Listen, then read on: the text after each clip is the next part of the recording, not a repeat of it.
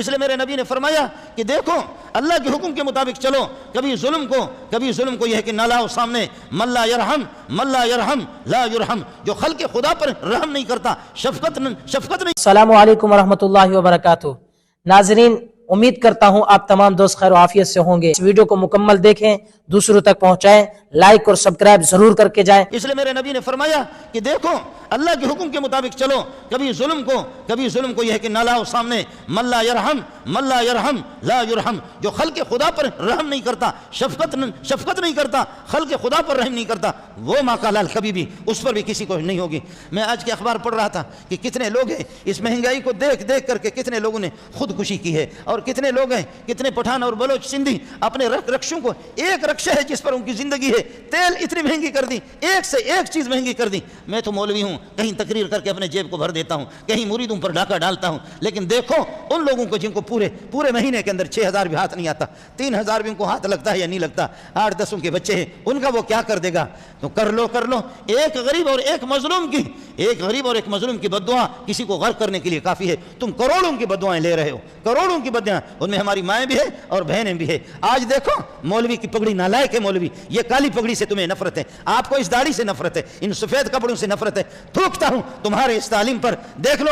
آج جا کر کے، آج اس ملا کو جا کر کے دیکھ لو، یہ ملا آج وہ پٹھان کی خاتون، کداور بوڑھی خاتون، سامنے اس کی سبزیاں رکھی ہوئی ہے، سبزیاں اور اسی طریقے پر آلو، یہ چیزیں بیچ رہی ہے۔ وہ میری حیا والی ماں، وہ ماں اس طریقے پر برقع میں، پٹھانوں کے آپ نے دیکھا ہے، عربوں کے بڑے بڑے برقعے، اماں جی اپنی مجبوری میں سبزیاں بیچ رہی ہے، اور آ کر کے وہاں سے طالبان کا ایک وزیر گزرتا ہے۔ تم کہہ ملا کو کہ ملا یہ ہے کہ ملا نالائق ہے، خدا کی قسم نالائق تو ہے، تیرا باپ ہے، تیرا دادا ہے، نالائق تو ہے، پرلے درجے کا بے وقوف اور احمق تو ہے۔ لیکن یہ ملا وہاں سے گزرتا ہے، دیکھتا ہے کہ ہماری بوڑھی ماں، آخر اس کی بے روزگاری ہے، اس کی مجبوری ہے، بوڑھی ماں خود سبزیاں بیچ رہی ہے، پیاز بیچ رہی ہے، آلو بیچ رہی ہے، اپنے گاڑی کو بریک کر کے پیسے نکال کر کے ان کی سبزیوں کے جتنے پیسے قیمت اس سے بڑھ کر کے دگنا سے گنا اس کو دیکھتا ہے، اور سبزیوں کو اٹھا کر کے اور اپنی گاڑیوں کو وہ سبزیاں یہاں رکھ کر کے وہ ملا، دیکھ لو یہ ہماری اندھی صحافت، یہ ہمارے بغیرت قسم کے صحافی، یہ اس چیز کو تو ظاہر کرتے بھی نہیں ہے۔ دیکھ لو کہ وہ خود یہاں وہ وزیر، یہاں اللہ آپ کا بھلا کرے، اس کی یہ ہے کہ پیاز اور اس کے آلو اٹھا کر کے وہ کہتا ہے اماں جی میرے ساتھ چل، اماں جی میرے ساتھ چل، اماں اب امریکہ نہیں رہا، اب روس نہیں رہا، اب تیرے بیٹے طالبان آ گئے، اماں جی مہینے میں آپ کی کتنی کمائی ہوتی ہے؟ اس سے بڑھ کر کے دگنا سے گنا تیرا بیٹا تجھے گھر پہ پہنچائے گا۔ میری ماں اب ہم امریکی نہیں ہے، یہ کالی پگڑی ہماری امریکہ نہیں ہے، یہ داڑھی امریکہ کے نہیں ہے، وہ بغیرت جب تھے تو تھے، لیکن اماں تو اپنے گھر پہ رہ، جتنی تیری کمائی ہے اس سے بڑھ کر کے آپ کو دے دیں گے، اس سے بڑھ کر کے۔ اور وہ وزیر دیکھ لو، اے بدبختو کچھ تو شرم تو کرو، ڈوب مرنا چاہیے تمہیں۔ 1 سال بھی نہیں ہو گیا ان کی حکومت کو، 500 افغانی، یہ آغا جان بیٹھا ہوا، یہ بھی گورنر رہا ہے پہلے، یہاں بیٹھا ہے میرے سامنے، پتہ کرو 500 افغانی آپ کے 1200-1300 روپے بنتے، ڈوب مرنا چاہیے تمہیں۔ آپ کے 1,500 کے لگ بھگ، اور 1 روپے بھی ان پر قرضہ نہیں ہے، 1 روپے بھی قرضہ بھی نہیں ہے، اور یہاں تو ہماری ماں اور بہنوں اور بیٹیوں کی عزتیں بھی لوٹ رہی ہے، لیکن پھر بھی روٹی فراہم۔ یا اللہ ہمیں ایک دوسرے کے حقوق کے پاس رکھنے کی توفیق عطا فرما دے، ایک دوسرے کے مقام کو پہچان لے، عوام کی اذیت سے ہمیں بچا دے، عوام کو جس طرح ہم نے ان کی زندگیوں کو تلخ اور اجیرم بنا دی، یا اللہ ہمارے حکمرانوں کے ہوش عطا فرما دے۔ بخدا میں بھی لوگوں سے ملتا ہوں، لوگ خدا کی قسم خون کے آنسو رو رہے ہوتے ہیں، لوگوں کا برا حال ہے، ربا ہمارے حالت پر رحم فرما دے، سبحان اللہ۔ کسی ذمی کافر کے ساتھ تم نے معاہدہ کر لیا، اس کو نیشنلٹی دے دی، اس کو پناہ دے دی اپنے ملک میں، پھر کس کر کے اس کے مال کو لوٹ رہے، کس کر کے اس کی عزت کو آپ یہ ہے کہ استعمال کر رہے۔ میرے نبی نے ایسے سخت ارشادات اس بارے میں فرمائے کہ سبحان اللہ۔ حضرت عمر بن عبدالعزیز آگے، انصاف والا آدمی وہی ہوتا ہے، لوگوں کے حقوق پہچان لے۔ عمر بن عبدالعزیز جیسے حکومت میں آگے، بنو امیہ نے خوب مال جمع کیا تھا،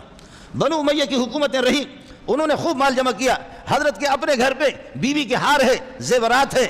اللہ۔ عمر بن عبدالعزیز آیا، وہ ساری کی ساری دولتیں فرمائی، یہ مسلمانوں کی لوٹی ہوئی دولتیں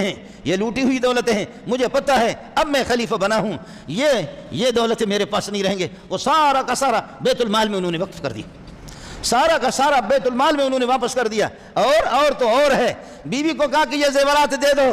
مجھے پتہ ہے کہ یہ کس طریقے پر یہ ہار دے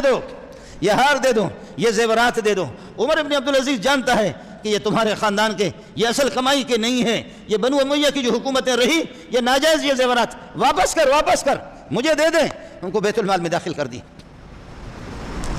بیت المال میں داخل کر دی۔ عید کے موقع پر بھی آپ کے پاس بھی پہننے کے لیے نئے جوڑے کے کپڑے بھی نہیں ہیں۔ یہ عمر ابن عبدالعزیز، اور میں نے آپ سے عرض کر دیا، ملک کو اس طرح مالا مال کر دیا، ملک کو اس طرح آباد کر دیا، اس طرح مالا مال کر دیا، ملک کو ایسے مالا مال کر لیا، کہا کہ اب لوگ کسی کو زکوٰۃ لینے کی اجازت بھی نہیں، لوگ خوب مالدار ہو گئے، اور کہنے غریب بھی نہیں رہا، کہنے لگے اب اگر تمہاری گندم بچ جائے تو اس گندم کو پھر یہ کہ ادھر ادھر نہیں، دائیں بائیں اپنے جو راستوں پر پہاڑوں کے قریب یہ گندم پھینکا کرو، ہمارے پرندے یہیں دانا چن کر کے ہمارے ملک میں رہیں، کئی احسانوں کے ان پہاڑوں سے پرندے اڑ کر کے آگے جائیں، کافروں کے ملک میں جائیں، اور کافر یہ کہہ دیں مسلمانوں کے پرندے بھی بھوکے، نہیں ہمارا کوئی پرندہ بھی نہ جائے، اپنے پرندوں کو، اپنے کتوں کو، اپنے جانوروں کو بھی کھلاؤ، ان کو بے نیاز کر دو، ہمارا پرندہ بھی کسی کافر کے در پہ نہ جائے۔ کیا ذہن ہے جی، کیا ذہن ہے۔ اس لیے ایسے واقعات کو جب انگریز پڑھتا ہے تو وہ بھی قلم پھینکتا ہے، انگریز پڑھتا ہے تو انگریز بھی یہ ہے کہ اپنا سر پکڑ کر کے ماتم کر کے بیٹھ جاتا ہے کہ کیا مسلمانوں کا انصاف رہا ہے۔ ہندوستان میں ایک بڑی زمین پر بڑی پراپرٹی تھی، بڑی جائیداد تھی، اس پر ہو گئی لڑائی، اختلاف ہو گیا، مسلمانوں نے قبضہ کیا، مسلمان اس پر مدرسہ بنا رہے تھے، مسلمان اس پر اللہ کا بھلا کر خانقاہ بنا رہے تھے، اس پر مسجد بنا رہے تھے، جگہ تھی ہندوؤں کی پارٹی بڑی مضبوط قسم کی پارٹی تھی، بہت سرمایہ دار قسم کے بڑے ہندو تھے، ادھر مسلمان بھی مضبوط تھے، آخرکار لڑائی ہوئی، کورٹ میں مسئلہ چلا گیا، گورے کا، برطانیہ میں آپ کو پتہ بھی ہے یہ ہندوستان پاکستان سے برطانیہ کی حکومت تھی، ایک زمانہ برطانیہ کا تسلط رہا، کورٹ میں جب یہ ہے کہ مسئلہ چلا گیا، گورے کے پاس چلا گیا، گورے نے کہا یہ مذہبی معاملات ہے، میں اس میں فیصلہ نہیں کرتا، مسلمانوں ہندوؤں کو تمہیں سنبھالوں گا، لیکن تم بتاؤ تمہیں کسی اپنے مسلمان پیشوا پر، کسی رہبر پر تمہیں اعتماد ہے؟ انہوں نے کہا جی ہاں ہمیں اعتماد ہے۔ کہا کس پر اعتماد ہے؟ جس مولوی پر تمہیں اعتماد ہے، ہم اس مولوی کے پاس، میں جج یہاں سے فیصلہ لکھ کر کے منتقل کرتا ہوں اس مولوی کے پاس۔ مسلمانوں نے کہا مولوی الہی بخش فیض آبادی، مولوی الہی بخش فیض آبادی۔ ہندوؤں نے کہا سبحان اللہ ہمیں بھی قبول ہے۔ واہ، ہندو بھی کہتے ہیں کہ جی ٹھیک، ہمارے کسی ہندو پنڈت کے پاس فیصلہ نہیں لے جائیں گے، فیصلہ جائے مسلمانوں کے پاس چلا جائے۔ فیصلہ چلا گیا مولانا الہی بخش فیض آبادی کے پاس، مولانا نے فریقین کو بٹھایا، مسلمانوں کو کہا یہ جگہ تمہارے پاس کس طرح آ گئی، یہاں کیسے مسجد بناتے ہو، کیسے تم مدرسہ بناتے ہو؟ معلوم کرتے کرتے مسلمانوں کے سارے بیانات اس نے قلم بند کر لیے، ہندوؤں کو سنا، ہندوؤں نے بھی اپنے بیانات سنائے، اس طرح یہ زمین ہمارے پاس فلاں ایک موروثی، ہمارا ایک موروثی زمین ہے، کئی سلسلہ یہ زمین ہمارے پاس رہی ہے، مسلمانوں نے ظلم کیا ہے، یہ ثبوت ہے، یہ ایک زمانے کے فلاں آپ کے مسلمان بھی بتا دیں گے یہ زمین ہماری ہے۔ حضرت نے پوری تحقیق کی کہ زمین کس کی ہے، مسلمانوں کی ہے۔ مسلمان بھی بڑے تکڑے تھے، مولوی بھی اس میں تھے، مولوی بھی اس میں تھے، اور ہندو بھی تھے، لیکن حضرت نے جب تحقیق کرنے کے بعد حضرت نے فرمایا مسلمانوں تمہارے لیے بھیک مانگوں گا، میں الہی بخش فیض آبادی تمہارے لیے بھیک مانگوں گا، مسجد کا انتظام بھی ہو جائے گا، مدرسے کا بھی انتظام ہو جائے گا، لیکن یہ جگہ تمہاری نہیں ہے، میں الہی بخش یہ فیصلہ نہیں کر سکتا، یہ زمین تمہیں نہیں دے سکتا، یہ زمین ہندوؤں کے ہے۔ ہندو معمولی ہندو نہیں تھے، بڑے ان کے بڑے پوپ قسم کے ان کے لوگ تھے، اور بڑے یہ کہ سرمایہ دار بھی تھے، بڑے ان کے رہبر تھے۔ تو کہا کہ میں یہ نہیں کر سکتا کہ یہ زمین میں تمہیں دے دوں، میری دانست، چونکہ مجھے انگریز نے بھی میرا انتخاب کیا ہے، تم نے بھی میرا انتخاب کیا ہے، ہندوؤں نے بھی میرا انتخاب کیا ہے، میرا انتخاب ہندوؤں نے آپ لوگوں نے بھی نہیں کیا ہے، میرا انتخاب آسمان والے نے کیا ہے،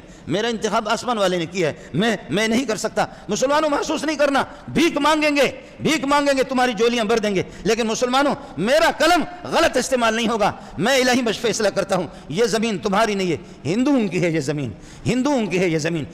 کی زمین ہے۔ ایک ہندو اٹھا، دوسرا ہندو اٹھا، چیخ مار کر کے رونے لگے، کہنے لگے لا الہ الا اللہ محمد رسول اللہ، لا الہ الا اللہ محمد رسول اللہ، لا الہ الا اللہ محمد رسول اللہ۔ ہندو نے کہا کہ واہ اسلام واہ، واہ اسلام واہ، واہ اسلام واہ، واہ الہی بخش واہ، واہ الہی بخش واہ۔ ہم مسلمان نہیں تھے، ہم ہندو تھے، اور آپ نے ہمارا دل جیت لیا، لا الہ۔ ایک ہندو بڑے نے، اس کے بعد دوسرے بڑے نے، پھر تیسرے نے، وہ ہندوؤں کے جتنے بڑے لوگ آئے تھے سب کھڑے ہو کر کے مسلمان ہو گئے، لا الہ الا محمد رسول اللہ، رو رہے پورے مجلس کی حالت خراب ہو گئی، رونے لگے، رونے کے بعد کہنے لگے اب ہو گئے ہم مسلمان، اس جگہ کو قربان کرتے محمد کے قدموں میں ڈالتے ہیں، اب ہو گئے ہم مسلمان،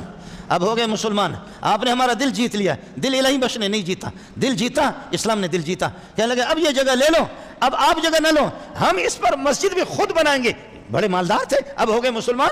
ہم اس مسجد خود بنائیں گے, اپنے جیب سے بنائیں گے, چندے کی ضرورت نہیں ہے, مدرسہ خود بنائیں گے. جی ہو گیا فیصلہ,